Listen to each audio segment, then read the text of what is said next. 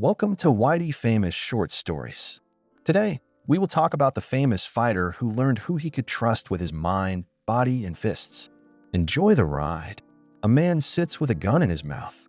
His name doesn't matter, at least not yet. Across from him, Tyler Durden smiles.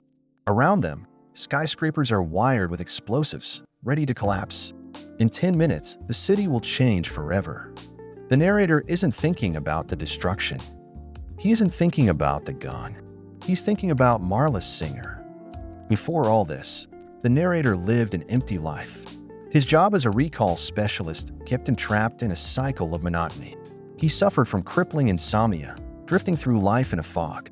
To cope, he attended support groups for people with terminal illnesses. He wasn't sick, but in those meetings, surrounded by real pain, he could finally let go. Then, Marla Singer ruined everything. She was just like him, a faker, attending support groups she didn't belong to. Seeing her made him realize his own lie. On a business flight, the narrator met Tyler Durden.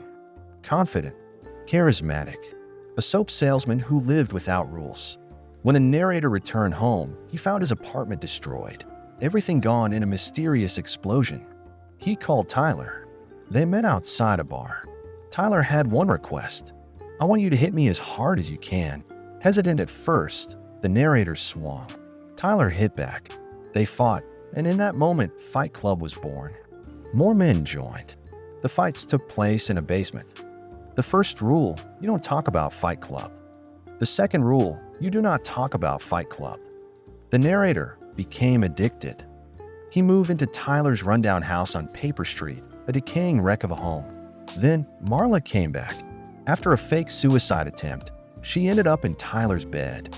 The narrator hated it, hated her. But he also hated that he wasn't the one Tyler chose. Pain is freedom. One night, Tyler pressed a kiss onto the back of the narrator's hand, then poured lye over it. The pain was unbearable.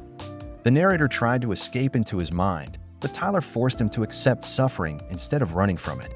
It's only after we've lost everything that we're free to do anything. Fight Club wasn't enough anymore. Tyler created Project Mayhem, a movement of chaos and destruction. His followers, space monkeys, stole human fat from liposuction clinics, turned it into soap, and sold it back to the rich. They vandalized corporate buildings. They planted explosives. The narrator watched, but he was no longer in control. Tyler was in charge now. Tyler made the space monkeys sacrifice themselves for the cause. They were no longer just fighters, they were soldiers. Then Bob was killed, shot in the head during a mission. The space monkeys celebrated him as a martyr. The narrator saw him as a friend who died for nothing. Something inside him snapped. He tried to shut down Fight Club, but the men wouldn't listen. Desperate for answers, the narrator searched for Tyler Durden, but Tyler had disappeared. Everywhere he went, people recognized him. Men from different fight clubs treated him like a leader. Then, in a bar, bartender called him by the wrong name. "Welcome back, sir." "Welcome back, Mr. Durden." The narrator was Tyler Durden. Tyler wasn't real.